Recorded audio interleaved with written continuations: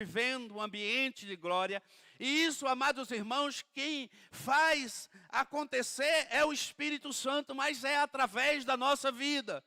Há alguém que deseja que isso aconteça, ou seja, nós mesmos é que criamos uma atmosfera em cima da nossa cabeça. Eu posso criar uma atmosfera em cima da minha cabeça de esperança, de graça, de poder, ou eu posso criar uma atmosfera de morte. Eu posso ser uma pessoa que a minha mente não consegue ir além do que meus olhos enxergam. Então eu chego num ambiente como esse, um ambiente da igreja, um ambiente de glória, um ambiente de poder, e aí eu fico preso na minha intelectualidade, eu fico preso naquilo que eu acho, naquilo que eu penso, o orgulho me domina, o meu eu me domina, e eu me seguro, porque eu tenho um limite para ir com Deus. Eu só vou até aqui, e eu estabeleço isso como um padrão, e eu quero te dizer uma coisa, Deus não vai invadir a tua vida.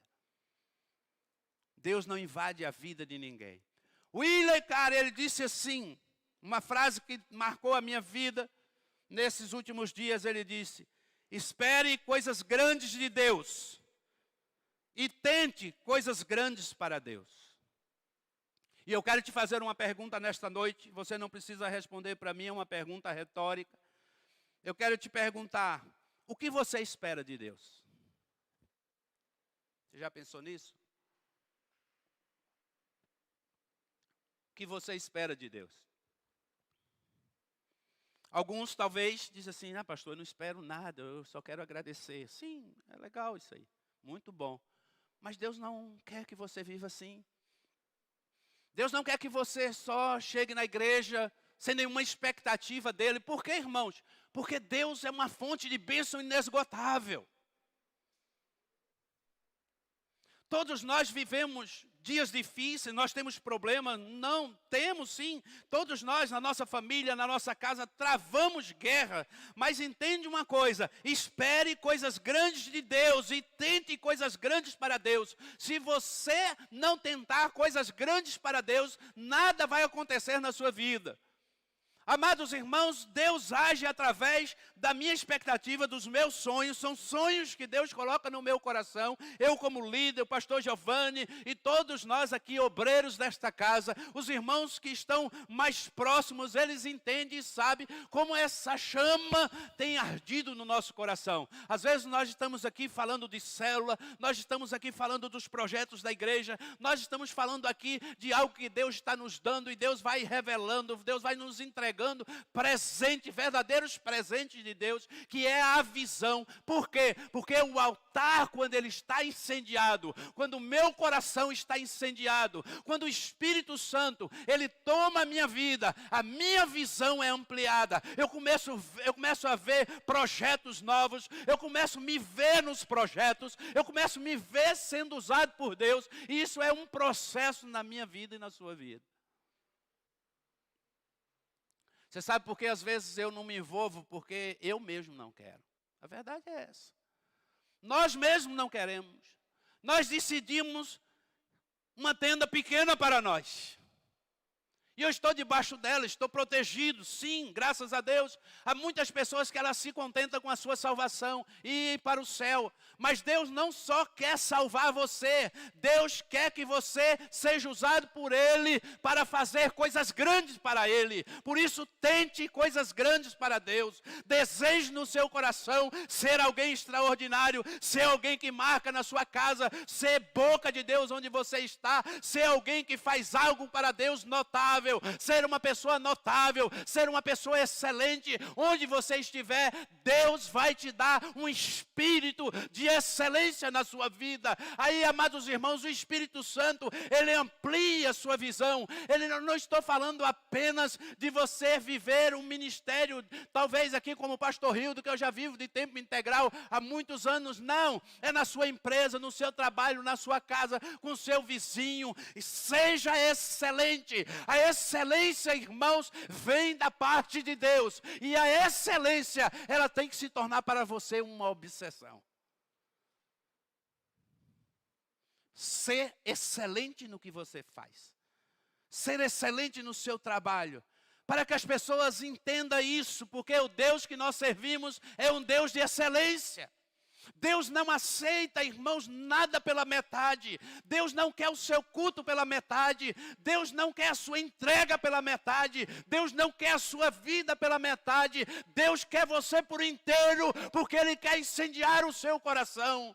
Ele quer largar a tua tenda, e há uma palavra liberada para ti, dizendo: alarga a tua tenda, tu vai crescer para a direita, tu vai crescer para a esquerda, ninguém vai impedirá. E quando o mar se abrir, observe, amados irmãos, o Deus poderoso. Por que Deus fez o mar se abrir? Porque Ele é um Deus de poder, Ele é um Deus grande, de coisas extraordinárias. Talvez na sua vida o mar ainda não se abriu, mas eu quero te dizer nesta noite que Deus está abrindo o mar da tua vida, e o mar e o caminho que Deus abre no mar, os teus inimigos não vão passar, eles não vão te alcançar, porque todos eles serão destruídos. Esse é o Deus que nós servimos. Às vezes você olha para a Bíblia e você vê Deus chamando homens tremendos para se revelar nos montes na Bíblia. Você olha alguns montes, há montes que são montes proféticos. Você vê vários montes. Quantos montes existem na terra? Mas por que Deus escolheu para revelar princípio ao povo de Israel o Monte Sinai? Todo mundo ouve falar do Monte Sinai. Deus é um Deus das alturas. Deus é um Deus das alturas. Por isso o símbolo de Deus e de força, de governo e de poder é a águia. A águia vive nas alturas. Você sabia que Deus te compara lá em Isaías com a águia? Por isso fala para o irmão que está do seu lado: você não sabe o seu DNA ainda, você é águia. Aleluia, você é águia. Se Deus já te chamou, Deus já te lavou, Deus já te esfregou, já te ensaboou com o sangue precioso dele, Ele te limpou, irmão, você é águia. Você é águia. Mas o fato de você ser águia e não praticar grandes alturas, não ir para os grandes lugares, para os lugares altos, voar no meio das tempestades. A águia, irmãos, ela vai por cume do monte. E depois de um período, eu estava lendo sobre a águia, ela passa um período de renovo. Tremendo isso aí. Como que Deus é maravilhoso. Deus nos compara com a águia, porque tem um tempo que a águia, ela se cansa, por isso a Bíblia diz que as suas forças são renovadas. E ela vai para uma caverna, num cume, num monte bem alto. E com seu próprio bico, ela vai arrancando as peles não, suas penugens, né, suas penas, ela vai tirando com seu próprio bico e vai arrancando. E ela vai arrancando tudo aquilo que é velho. E ela tem um período e ela espera a sua penugem nova chegar. E as suas penas vêm nova, e quando ela está completa, ela exala do seu próprio corpo um óleo. Você sabia disso? Que protege ela. E quando ela está pronta, ela sobe para o cume mais alto. E ali ela vai dar um voo. E ela espera os dias mais sombrios, com tempestades e ventos, para que ela voe acima dos ventos da tempestade. Será que Deus tem algo grande para você? Será que Deus tem algo grande para você? Eu acho que você não está entendendo. Será que Deus tem algo grande para você? Se você crê, diga amém. Se você crê, reaja. Dê um aplauso ao Senhor. Aleluia. Aleluia. Reaja, meus irmãos. E ele disse: espere coisas grandes de Deus. Esse homem simples, sapateiro, e tente coisas grandes para Deus. Quando a gente fala de coisas grandes, às vezes as pessoas estão sempre imaginando ter muito dinheiro, né? Mas o William Carey não. Eu estou falando aqui de um homem que doou a sua vida em favor do Evangelho. E ele, a vida inteira, mesmo como pastor, continuou sapateiro. Isso quer dizer que o que entrava na sua igreja não pagava nem o seu salário. Mas ele nunca deixou de cumprir o propósito que Deus tinha para a vida dele. Por isso existe o nome dele em vários lugares, em vários livros. Se ouve falar de William Carey. Você já pensa que é um homem poderoso, não é verdade? Era um homem cheio do dinheiro, uma grande mansão. Não, não é isso. em Deus. Era um homem cheio da glória de Deus. É um homem que quando ele olha para Jesus, ele entende que Jesus tem uma visão. E ele entende isso e começa a colocar em prática na sua vida. Você já olhou para Jesus e você já fez essa pergunta: qual é a estratégia de Jesus? E eu quero andar nos passos de Jesus, eu quero imitar a Jesus de Nazaré, eu quero imitar o carpinteiro, eu quero imitar o nazareno, eu quero andar como ele andou, eu quero fazer o que ele fez. E Jesus, ele começa o seu ministério também. Por isso o avivamento amplia a visão. Jesus, ele escolhe 12 homens. Esses 12 homens eram 12 homens improváveis. O que quer dizer isso? 12 homens que nem eu, você escolheria. Nenhum homem. Há vários relatos de historiadores que falam isso. Eu também não escolheria esses homens. Se eu teria um projeto para ir à frente, eu não escolheria homens que não, na época nem sequer sabiam ler. Eles não tinham nenhuma influência. Eles eram homens, a maioria pescadores simples, mas Deus os capacitou. Durante 3 anos, Jesus investiu da sua vida, caminhou com eles, comendo, bebendo, ensinando, falando: olha, vocês serão pescadores de homens. Chamou eles para perto. E eles andavam, Jesus andava com uma multidão, mas os discípulos perto dele. O alvo de Jesus não era a multidão, eram os discípulos. Fala comigo, o alvo de Jesus eram os discípulos. Mas Jesus, fala comigo, nunca abandonou a multidão. Na multidão ele liberava os seus milagres, ele liberava as suas curas. A multidão ouvia os sermões e muitos se converteram, muitos foram curados, muitos se tornaram discípulos de Jesus. Talvez não esteja entre os 12, mas muitos que foram curados se tornaram apaixonados por Jesus. E seguindo a Jesus, depois da sua morte, Jesus mesmo anunciando, falando com eles, que ele iria para a cruz, mas aqueles homens ainda estavam com falta de entendimento. É tanto que, presta atenção, amado irmão, isso é um aprendizado para mim e para você. Presta atenção, ninguém forma ninguém da noite para o dia. Jesus, meus amados irmãos, era 24 horas de discipulado com esses homens. Quando Jesus morreu e ressuscitou, Jesus vai até eles, porque eles todos, a Bíblia diz que eles todos voltaram a fazer o que fazia antes. Ou seja, a chama no coração deles murchou. Ou seja, aquela chama estava se apagando. E Jesus aparece a eles. E aí Jesus trabalha na vida deles, trabalha principalmente na vida de Pedro. Mas Jesus dá uma ordem. Lá em Atos, não é? Pode abrir a sua Bíblia. Atos capítulo 1, versículo 8. Atos capítulo 1, versículo 8. Mas o Senhor Jesus disse: eu vou para o Pai, mas enviarei outro, o Consolador. Fala comigo, o Espírito Santo. E quando Jesus faz isso, ele está dizendo: eu estarei enviando um igual a mim, com as mesmas características, com o mesmo poder. Meus irmãos, diga comigo, o Espírito Santo é Deus. Ele não é uma energia. Ele é Deus. E Jesus diz assim para eles, e a palavra é muito clara em Atos capítulo 1, versículo 4, diz: certa ocasião, enquanto comiam com eles, deu-lhe esta ordem. Qual foi a ordem que eles deram, que Jesus deu a eles? Está aqui? Não saiam de onde? De onde? Jerusalém. Jerusalém, cidade escolhida, cidade do grande rei. O Senhor Jesus diz: não saiam de Jerusalém. O que ele diz mais? Mas esperem, fala esperem, pela promessa de meu Pai, da qual lhes falei. Amém? Pois João batizou com água, mas dentro de poucos dias vocês serão o quê? Fala, batizados com o Espírito Santo. Aleluia. Jesus está dizendo: meus amados, queridos discípulos, entendam uma coisa, vocês não são capazes de viver esse avivamento sozinhos. Vocês precisam de algo, não se desesperem.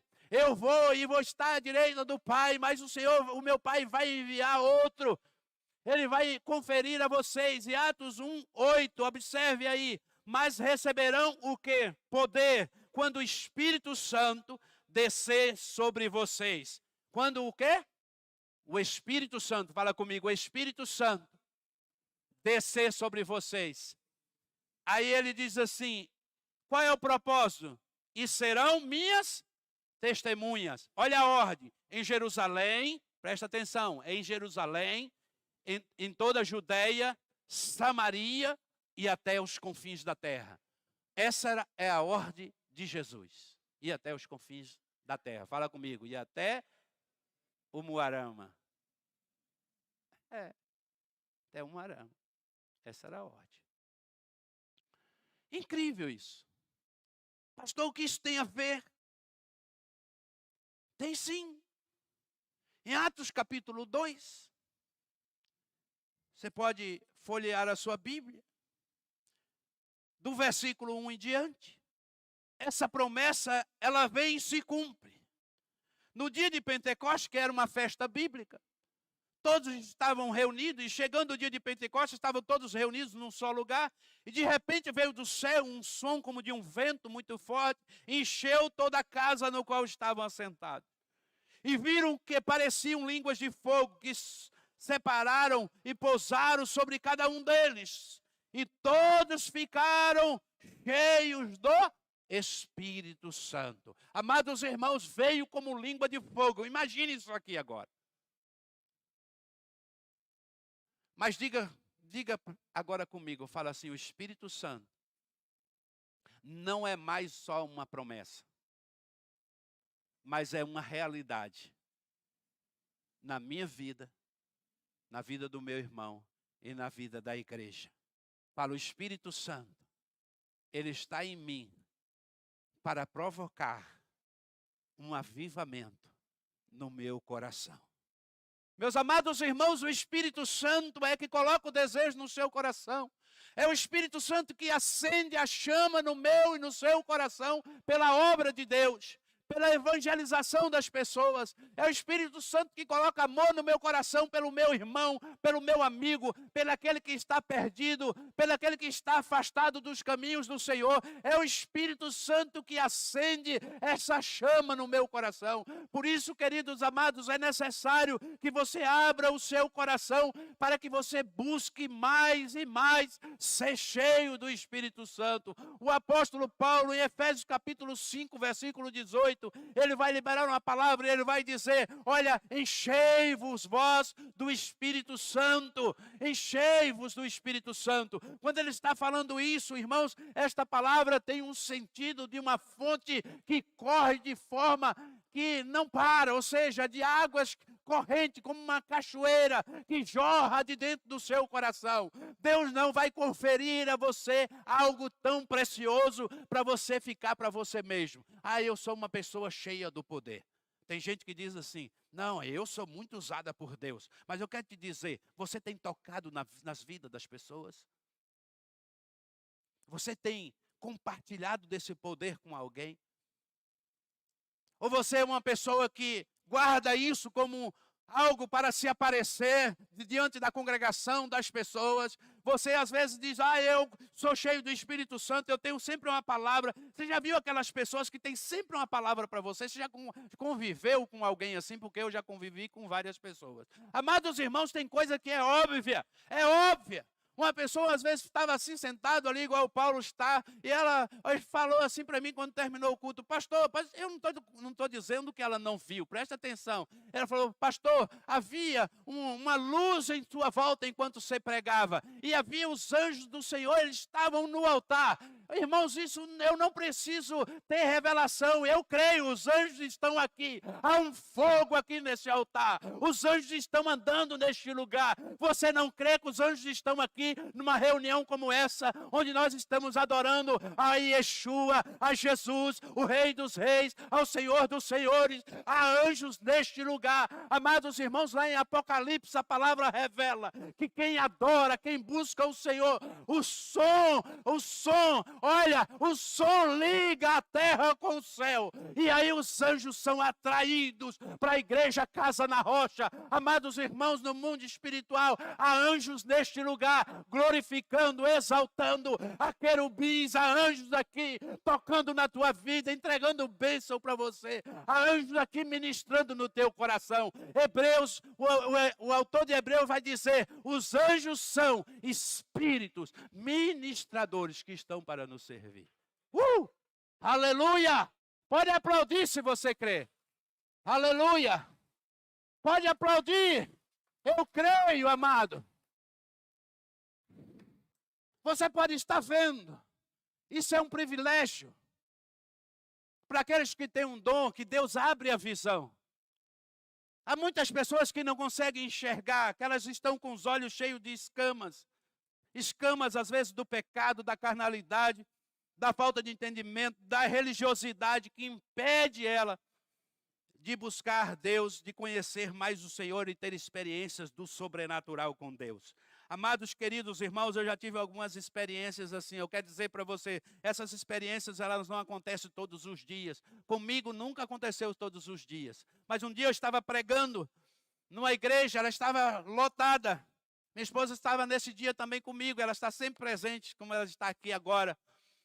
Eu lembro que aquele culto estava cheio, lotado de pessoas, e eu estava pregando, e de repente havia um silêncio na igreja, e eu estava falando exatamente da palavra de Deus, que você precisava ouvir, dar ouvido à palavra de Deus, não apenas deixar entrar na igreja e ficar com a cabeça aqui, a cabeça nos problemas no mundo, usando o celular durante o culto. Você não se inteira, você não cria uma ambiência sobre o teu céu, você não cria uma atmosfera de milagre sobre a tua cabeça, você às vezes está com uma atmosfera de frieza, de morte, e isso é você que cria. Mas quando você decide, entra na igreja, você pode criar uma atmosfera de bênção e de milagre. Você já entra buscando ao Senhor, dizendo, Deus, eu vim aqui neste lugar e eu não vou voltar vazio. Você pode dizer como Jacó, eu vou lutar com o Senhor nesta noite, eu vou lutar com Deus nesta noite, Senhor, e eu só vou sair daqui se o Senhor me tocar. Aleluia, glória a Deus. E aí quando você chega na casa de Deus, meus irmãos, Deus começa a te impactar, abrir o céu sobre a tua vida. Eu olhei para a pessoa, e a igreja silenciou e eu disse, tem um demônio sobre os teus ombros, filha, você que está aí no centro da igreja. E eu quero repreendê-lo agora, saia, solte os ouvidos dela. Ele botou a mão assim, um bicho horrível. Parecia com um macaco, uma mistura de macaco e monstro no pescoço dela e tapava os seus ouvidos e ela fazia assim. E quando eu disse isso, ela caiu na cadeira endemoniada. Os irmãos tiraram ela, levaram para o quartinho de libertação. Fizeram um processo de libertação com aquela mulher. Ela permaneceu na igreja. Porque Deus, quando manifesta, Deus revela, Deus tem propósito. Deus não revela nada a você sem propósito. Se Deus te dá uma palavra para alguém, essa palavra tem que ter propósito. E ela tem que ser clara, direta. Deus não é Deus de confusão. Deus não revela nada para mim a respeito de alguém pela metade. Por que Deus faria isso? Deus não é menino, irmãos. Deus não é Deus de brincadeira. Deus mente? Não. Deus fala a verdade. Agora Ele revela. Ele mostra. Estava pregando em um acampamento, irmãos. Pense num acampamento maravilhoso. De uma igreja histórica. Mais de 400 pessoas lá no sertão da Bahia. Eu estava pregando ali. E foi ministrando, e um homem moreno, ele sentava assim na segunda cadeira, e eu fui prestando atenção nele, que ele estava tão fixado no que eu falava, nos meus lábios, no meu rosto, e ele não perdia uma palavra, e aquilo me encantava, e eu ministrando, e foi passando uma ministração e outra. Aí eu disse para o reverendo que me chamou, que é um amigo meu, eu falei assim, que homem especial. aquele homem, ele senta lá na frente e como ele bebe da palavra de Deus, eu estou encantado com aquele homem. Ele disse assim, esse homem é um dos maiores evangelistas. Um dos maiores evangelistas que nós temos, só que ele é surdo. Ele é surdo. Continuei ministrando. De repente o Espírito Santo disse assim, vai até ele, põe a mão nos seus ouvidos e libere uma palavra de cura. Eu falei, Jesus, não. Mas o Senhor está mandando, vamos lá. Fui até ele, coloquei as mãos nos seus ouvidos e orei por cura. Voltei para o meu lugar, quando eu voltei eu já ouvi os gritos, ele saiu gritando no corredor. E ele disse, pastor, eu estou ouvindo, eu estou ouvindo, eu estou ouvindo. Irmãos, isso não mexe com você? Eu estou ouvindo, eu estou ouvindo. Ele gritava e glorificava a Deus que ele estava ouvindo. Deus o curou. Aleluia! Aleluia, meus irmãos. O avivamento, ele amplia a sua visão. Ele te dá autoridade, exorcia, a autoridade liberada por Jesus aos discípulos era conferida através do Espírito Santo a nós. E aí, meus amados, se você for olhar aqui em Atos, quando o Espírito Santo desce sobre esses homens, eles começam a viver um momento tremendo. E a partir do momento que eles se entregavam ao Espírito Santo, o Senhor ia dando a eles níveis de vida com o Senhor, níveis de unção, de milagre. O primeiro nível que o Senhor revela a eles é o nível da revelação das Escrituras, da palavra de Deus. É tanto que Pedro, quando ele, movido pelo Espírito Santo, ele chega diante daquela multidão, e aquele Pedro, que era um homem questionado, agora cheio do Espírito Santo, ele tem a revelação do Cristo, ele tem a revelação das Escrituras e do propósito, e apresenta para aquelas pessoas. Ele começa a pregar, e as pessoas estavam dizendo, esses homens estão bêbados a esta hora da manhã, porque eles estavam embriagados pelo Espírito Santo. E aí Pedro levanta a sua voz e disse, ei, esses homens não estão embriagados. Ei, vocês lembram de Jesus o Nazareno? Esse era o Cristo. Observe aí em Atos capítulo 2, versículo 14 em diante, diz, então Pedro levantou-se com 11 em alta voz, dirigiu-se à multidão, e homens e mulheres da Judeia, todos que vivem em Jerusalém, deixe-me explicar isto. Ouçam com atenção. Esses homens não estão bêbados, como vocês supõem.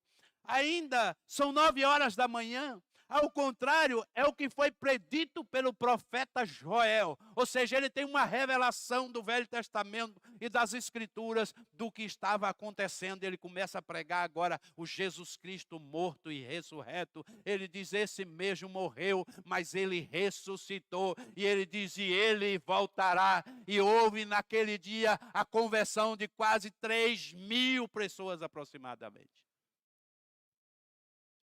Pedro cheio do Espírito Santo.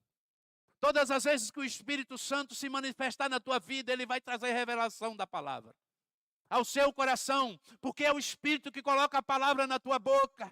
É o Espírito que te dá a palavra, é o Espírito que entra no coração do Pai e traz a revelação do coração do Pai para o teu coração, de coisas, de tesouros escondidos, de coisas que você não sabe. Você está preocupado às vezes, pastor, eu não sei falar, eu não sei pregar, eu não sei evangelizar. Eu quero te dizer, é o Espírito que te ensina, é o Espírito que te usa, não é a tua capacidade. Meus amados irmãos, pela minha capacidade, eu não estaria aqui em cima pregando para vocês. Entenda uma coisa, a palavra sempre estará na tua boca, se você quiser, se você permitir, porque o Espírito Santo, ele vai te tomar, e quando você abrir a boca, vai sair fogo dos teus lábios, vai queimar e arder o coração. Eu quero te dizer, se o teu coração não está ardendo nesta noite, é porque você está com o coração endurecido, porque há revelação neste lugar.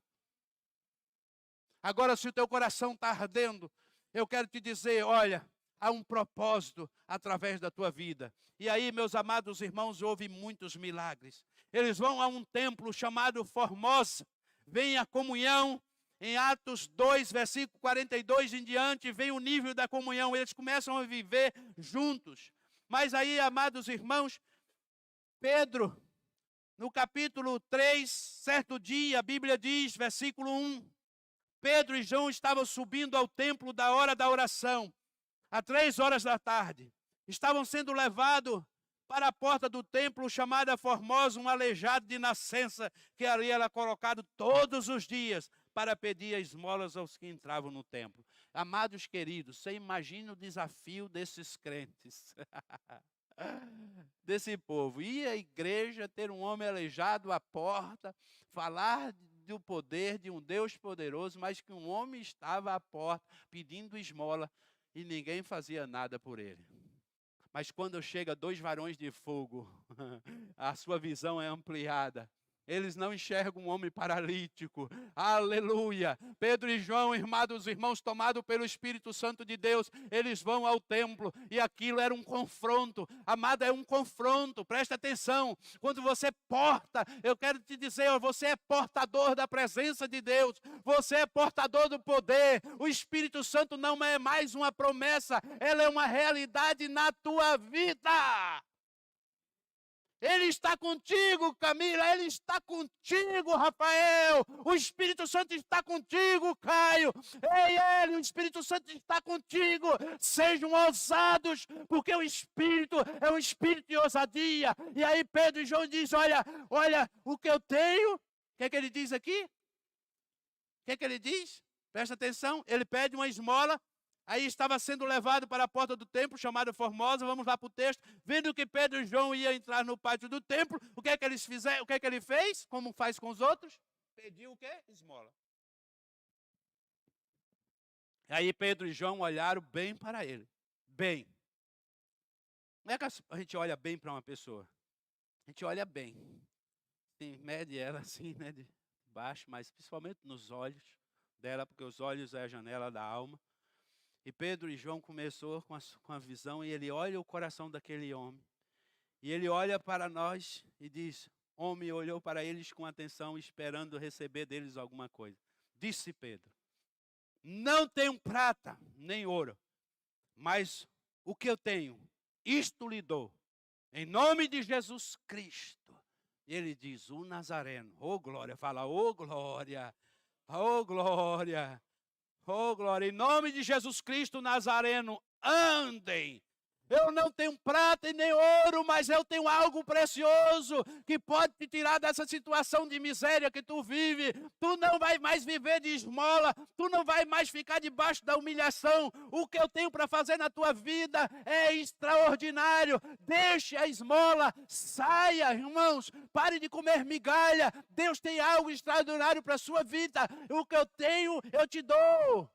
Eu não tenho prata e nem ouro, mas levanta e anda em nome de Jesus Cristo Nazareno. Unção, poder, milagres. Amados irmãos, a palavra de Deus é muito clara. Quem crer no Senhor Jesus, presta atenção, os milagres, os sinais acompanharão aqueles que creem. Você não precisa correr atrás do milagre. Você não precisa ir porque fulano de tal vem aí, você vê um camarada sai fazendo milagre por aí, arrasta a multidão, pessoas que correm atrás do milagre. Essas pessoas, elas estão no nível da multidão. Mas as pessoas que entendem que tem o Espírito Santo, o milagre está nele, há poder sobre a sua vida. E por isso você tem algo extraordinário que você pode dar a alguém, a ela o poder de recomeçar. Por isso o William Carey, ele diz assim, eu coloquei as mãos no arado, no final da sua vida. Ele diz, eu coloquei as mãos no arado. É lindo, não é? Eu coloquei as mãos no arado. Mas, amados, nós corremos um risco muito grande. Quando o poder chega, a gente começa a viver um tempo tão bom, tão maravilhoso, que a gente não pode cair no erro da igreja primitiva. Eles se acostumaram com o poder, e aí havia muitos milagres, sinais através dos apóstolos. E aí, amados irmãos, Jesus tinha dado a ordem. Qual era a ordem?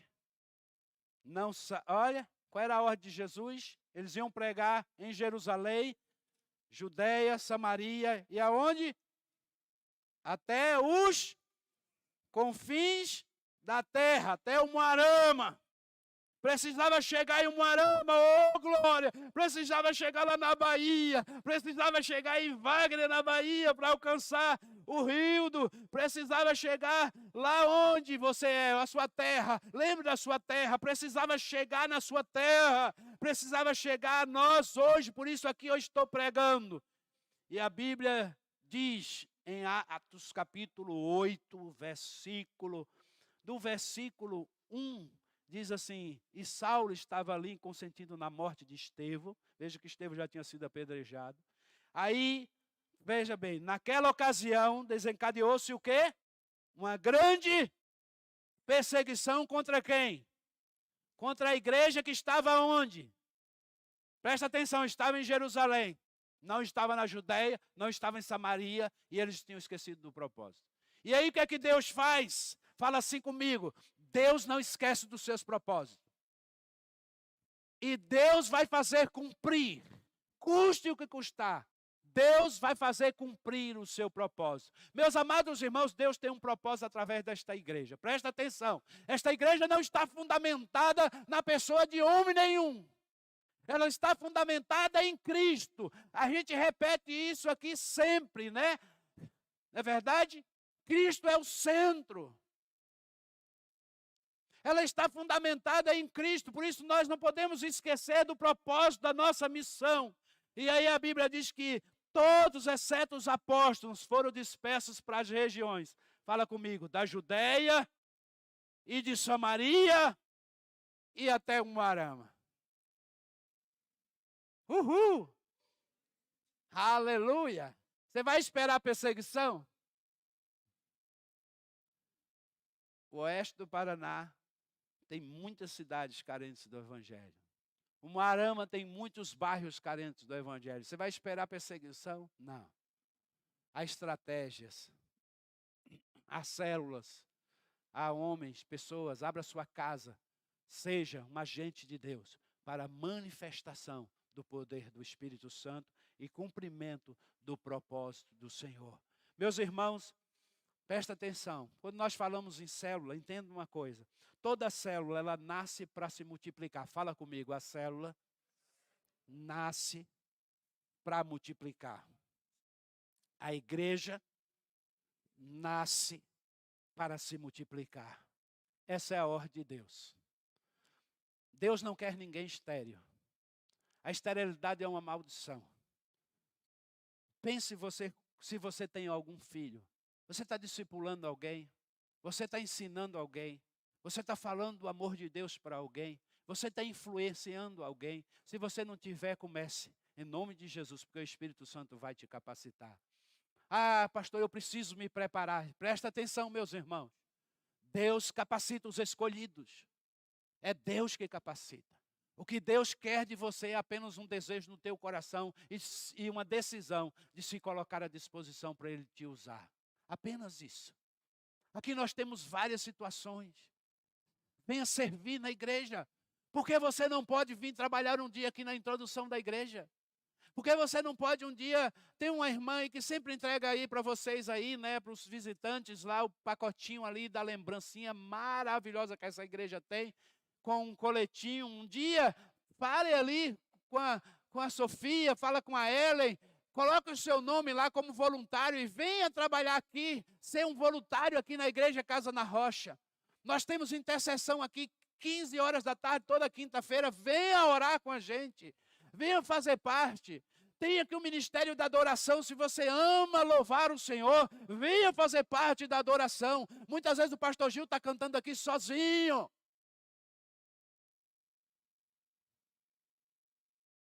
Pastor, eu tenho desejo de pregar a palavra. Venha pregar a palavra, venha, que Deus vai te preparar, Deus vai te capacitar. Eu vejo nessa igreja, irmãos, potenciais maravilhosos, mas você não pode ser um Anaim. Quem entendeu, né? Quem não entendeu, eu quero te dizer, você não pode ser uma beleza oculta. Você precisa deixar Deus revelar a beleza que está em você. E só quem pode fazer isso é Jesus. É lindo, irmãos, como eu tenho visto tantas belezas sendo reveladas através das células. Na nossa célula, todos lá na célula têm capacidade. Ontem eu fiquei encantado com a Damares, ela está aqui com a gente, na célula dos jovens. Ela tomou a palavra assim, hoje nós estávamos conversando sobre a Damares, eu falei, Lu, a Damares pode ser líder de célula. Uma pessoa maravilhosa, começou a ministrar uma dinâmica, daqui a pouco ela estava dirigindo a célula, eu já emendei ali, foi a pregação. Que coisa linda, irmãos! É quando você se coloca à disposição e deixa Deus te usar. Vocês têm algo precioso dentro de vocês. Vocês carregam a essência, vocês carregam o próprio Deus em vocês, irmãos. Vocês não são qualquer pessoa. Vocês não são qualquer um. Vocês, olha, presta atenção. Há uma beleza. Vou repetir, esses dias tem ficado essa frase no meu coração. Há uma beleza que está oculta, mas Jesus de Nazaré quer revelar aqui nesta noite, revelar você, irmão, para o mundo, para as pessoas enxergarem a glória de Jesus sobre a tua vida. Eu quero te dizer, o que você tem feito com esta unção que Deus colocou aí dentro de você? Eu sou crente lá na Igreja Casa na Rocha.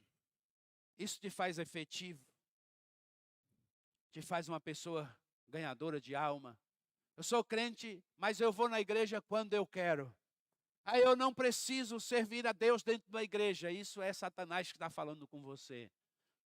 A igreja é o corpo de Cristo. Quando você se converte, você é inserido no corpo.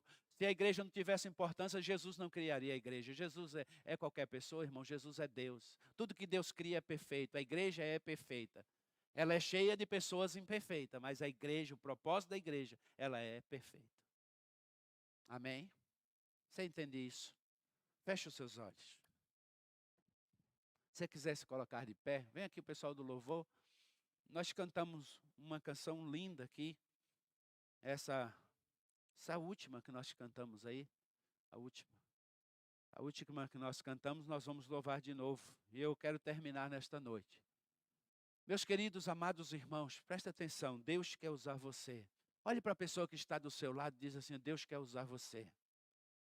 Aleluia! Fala uma beleza em você. Fala para ele, há uma beleza em você que precisa ser revelada. Estou falando, irmão, de aparência não, tá?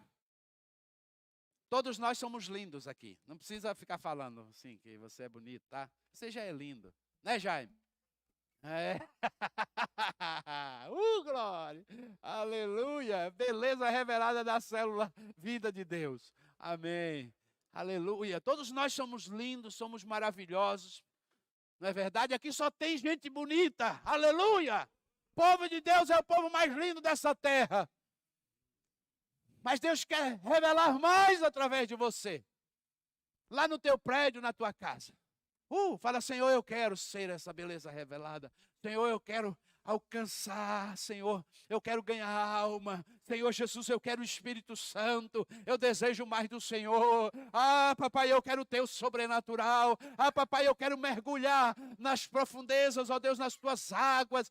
Senhor, eu quero deixar que o meu interior flua rios de água viva, Senhor. Eu quero me santificar, eu quero tomar decisão, Senhor, de estar no teu altar. Eu quero deixar essa vida, ó Pai, que eu vou na igreja de vez em quando, que eu me envolvo com as coisas de Deus quando eu quero. A igreja é mais algo que eu faço. Não, irmãos, a igreja e o propósito de Deus, ele